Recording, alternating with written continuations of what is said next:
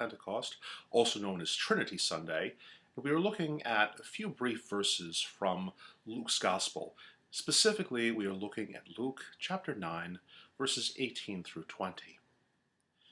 Now it happened that as he was praying alone, the disciples were with him, and he asked them, "Who do the crowds say that I am?" And they answered, "John the Baptist. But others say Elijah, and others that one of the prophets of old has risen." Then he said to them, "But who do you say that I am?" And Peter answered, "The Christ of God." "Who do you say that I am?" asks Jesus. Jesus asks that question of the disciples and asks that of us as well. The question seems simple, but the way in which we answer has profoundly far-reaching implications. I'm going to begin this morning with a story. Now, for those of you who know me personally, you may have heard this story before, and I would beg your indulgence. It is, after all, one that I recall from time to time, partly because now, many years later, it seems at least somewhat amusing, but also because it provides a number of important object lessons. The story begins some 15 years ago. I was going through a decidedly challenging time in my life, and I felt I needed some time to decompress. I found myself without a church. That, in and of itself, wasn't the difficult part. In fact, what I thought I needed most at the time was a period to get away from churches and schools and classical music and all the things that made up the fabric of my life. I wanted, in fact, to get as far away from the normal routine of my life as I could. Of course, I also needed to continue to make some sort of a living. After a little bit of thought and possibly not nearly enough prayer, I made the decision to sign on with a long-haul trucking company. I'd always enjoyed driving. I found I could do some of my best thinking out on the road, so driving a truck seemed, at least at the time, ideal. Now, I wasn't the truck driver, and in the United States, one needs a special license to drive a commercial vehicle over a certain tonnage. So my first step was a kind of crash course in truck driving so as to acquire the appropriate license. I enrolled in a 2-week professional driving program in Indianapolis, Indiana. And I did all right. Not great, but well enough. Between week 1 and 2, I had a day off. It was Sunday, appropriately enough. Well, it may be that old habits die hard, or maybe it's just that I was called to do so, but I decided that I wanted to go to church. I didn't know the town very well, and I didn't have any particular church in mind. It was, however, still pretty early on Sunday, and I thought I'd just take a drive in my car and find a church to attend for the morning. So into my car I got, and I hadn't been driving through a residential section of Indianapolis for more than 10 minutes when I saw flashing lights behind me. You know the kind of flashing lights I mean. So I pulled over, slightly perplexed as to what my transgression might have been. The conversation with the officer of the law went something like this. "Do you know why I'm stopping you?" "No, sir." And even I, by the way, knew that in Indiana and most other places, an officer of the law should be called sir. "Did you see that stop sign back there?" "I sure did, sir. I stopped at it." "Well," said the officer, "you may have stopped at it, but you didn't stop there long enough. I don't know how you do things where you're from, but in the great state of Indiana, you're supposed to count 1 Mississippi, 2 Mississippi, 3 Mississippi, and then go. You hardly got to 1 miss. I'm going to have to give you a ticket." "I suppose you will." And with that, I handed over my license and registration and insurance card, and he went back to the patrol car. And I waited. and waited, and waited some more. I could see him doing something with his radio and some other equipment. That was still fairly early in the days of onboard computers in police cars. I imagined he was maybe having trouble with the computer or some such. To make what is really a very long story a little shorter, I heard sirens, and then I saw another police car with lights flashing bound up on the wrong side of the one-way street, and in very short order, I found myself handcuffed in back of one of the patrol cars with one of the officers pointing a 9mm pistol at my head with a decidedly shaky hand, while the other officer furiously typed into the onboard computer while radioing for backup. Perhaps sensing I had very little to lose at the moment, I made a crack about this being a little severe for a blown traffic sign. Suffice it to say, that was yet another time I regretted what some would call my slightly offbeat sense of humor. The man with the gun called me a series of names I can't in good conscience repeat in a sermon, and made some decidedly bloody threats. The typing continued, the police jargon on the radio continued, and the man with the gun's hand was getting really, really shaky. Realizing my day was not going to get any better, and having pretty good peripheral vision, and thinking I had to at least say my piece, I spoke up again. Just who do you think I am, anyway? After another unrepeatable exchange, the man with the gun, in a voice as shaky as his hand, shouted, "I'll tell you who you are, Mr. Julio Rodriguez, a.k.a. Fernando Consuelo, a.k.a. Hector Jimenez. You're wanted by the FBI, the CIA, Interpol, and a half dozen other agencies. You're charged with 8 counts of murder, 15 counts of racketeering, money laundering, kidnapping, and..." What? No litter bucking? What? Never mind. I pretty much had one shot at this. Will you please look at the computer screen? What? Look at it. My date of birth is wrong. You've got about 5 digits in my social security number wrong. I don't know what you typed there where it says license. And what's more, look at the picture that came up. And the description. Apparently, you were looking for a 5'4", dark-skinned Mexican. That's as opposed to a 300-pound, 6'4" white boy from New York City.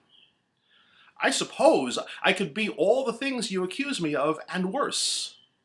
But no matter what, I will never, ever be a 5'4", dark-skinned Mexican. The typing stopped, and all of a sudden the gun wasn't pressed so hard against my head. But then the yelling started. The police were yelling at each other, and the police were yelling at me. And the rest of the story isn't all that important. I did not have to stand trial for Mr. Rodriguez's alleged crimes. I did eventually get my commercial driver's license, although as it turns out, I never got to church that day. And best of all, I can laugh about it among friends today. Who did they think I was? The answer, of course, made all the difference. As those officers had originally answered the question for themselves, I was someone who rightfully struck fear into their hearts, an enemy, someone worthy of scorn, contempt, and abuse. Now, with a slightly different answer, I was just a man with out-of-state plates, with no particular place to be, and apparently a lack of knowledge of the local traffic rules. The answer to the question, who do you say that I am, made all the difference. Not only for me, but especially for them, for their reaction, their behavior, their sense of their own place in the scheme of things at that particular moment. When Jesus asks the disciples in the 9th chapter of Luke, "Who do you say I am?"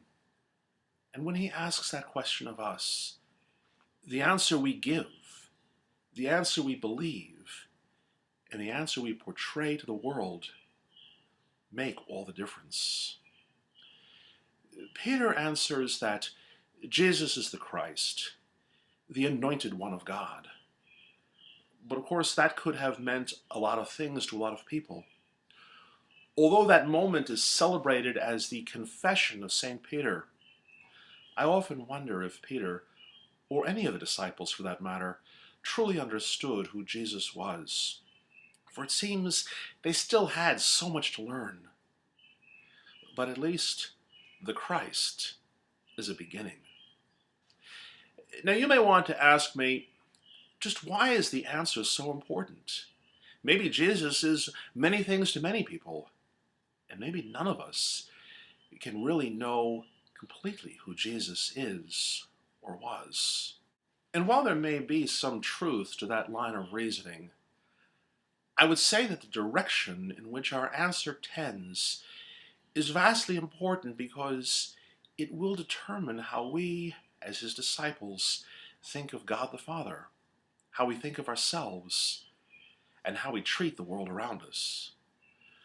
For example, if we simply dismiss Jesus as a myth or as an historical figure lost mostly in the shrouds of antiquity, then the discussion is over. Jesus existed for a time, had some local influence, and then passed into oblivion, as every human, great and small, does.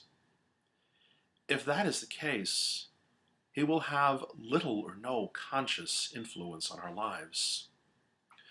Or if we see Jesus, perhaps a notch higher on the scale, as a great teacher, one among the world's many great teachers, well, then we may seek to amalgamate the teachings of Jesus, at least those that we like and agree with, into the teachings of other great men and women for whom we hold an appreciation. But what if we see Jesus as the king, the judge, soon to return to separate the sheep from the goats, that is to say, the sinners from the saints, king and judge? If that is who we say Jesus is, and if we really believe it, then that will surely shape our worldview. If we see ourselves as a saint, as part of the elect, and therefore others as not part of the elect, how will that shape our view of humanity, of who is worthy and who is unworthy?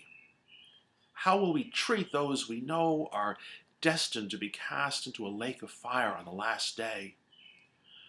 Or what if we, saying that Jesus is the coming almighty judge, know somewhere in our hearts that we have fallen short of the glory of God?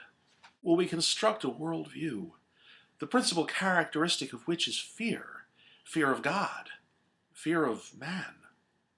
Will we find ourselves praying in these decidedly eloquent but deeply pathetic words from a well-known hymn, "Come not in terrors as the King of Kings, but instead be kind and good, not with judgment and terror, but with healing in thy wings, tears for all woes, a heart for every plea. Come, friend of sinners, and thus abide with me." But what if we saw Jesus the way that he describes himself, as one with the Father, of one mind and one heart and one intention? As we read in Colossians 1, he is the visible image of the unseen God, the one whom the 4th chapter of Ephesians exhorts us to emulate, even to ultimately become like him. Now, if Jesus is exactly like the Father, and we are to become like Jesus, then I suppose we are ultimately to become like the Father. A whole new appreciation, perhaps, of the concept of being made in the image of God. Well, that begs the question, doesn't it? What is God the Father like? Who do we say that he is? Perhaps now you can begin to see where I'm going with all of this, and why it may be so very important. Our image of Jesus will determine our image of the Father. or it could be the other way around. Our image of the Father delineates our picture of Jesus. But either way, what we think about God the Father, the Son, or even the Holy Spirit determines how we will answer the same question about ourselves. By the way, if you are an atheist, you won't have these troubles. And if you are an atheist and you've gotten this far in this sermon, I thank you, and would also suggest you might question your own atheism, since you didn't tune out once we got past the story about the Indianapolis cops. But since most of you watching are not atheists, the God you effectively create in your mind is the God after which you will create yourself. Come to think of it, that's probably true for atheists as well, even if they don't call that thing God. If you believe in a God that is violent, if you believe in a God who could solve the world's problems only through smashing something, first the whole world in the flood, then the Tower of Babel, then the nation of Israel over and over again, and then finally his own son. If we believe in a God for whom violence is the only real solution, then we too are likely to become men and women for whom, when push comes to shove, violence is the ultimate answer. If we believe in a prejudicial God, a God who looks at certain people and certain people groups and says, you don't measure up, or I'm not going to choose you for good just because I don't feel like it, then we also are likely to become prejudicial. Believing in the judgmental God, shall we not cast ourselves in the role of judgment until we ourselves are judged? Made in the image of the God of our own making. But perhaps where all of this really becomes most crucial, how we view God, and thus how we view ourselves, so we view the world around us. So we view our fellow humans, our brother and sister spiritual journeyers. If God can dismiss those who don't have the right religion and consign them to eternal flames, then so can we.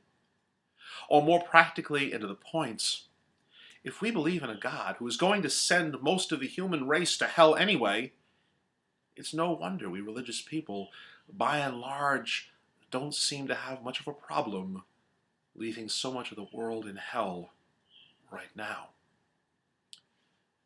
On the other hand, what if we were to trust in a God whose image is not found in the graven faces of kings and mighty men, but rather in the face of the orphan child, the victim of oppression, the individual that the world deems of no account? What if our image of God is not the returning judge full of terrible splendor, but the homeless man on the cross who pleads, Father, forgive them?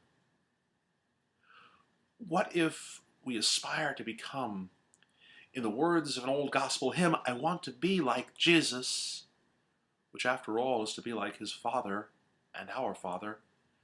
What if we aspire to become, in the words of 1 John, one in whom there is no darkness, no shadow of turning, and like God himself, filled with light, made, as it were, from light, walking in fellowship with one another and the whole of creation, living in and with and through Christ in love and service towards one another and the whole world? Indeed, a lofty vision, but it can begin with the answer to a simple question. Who do we say that he is?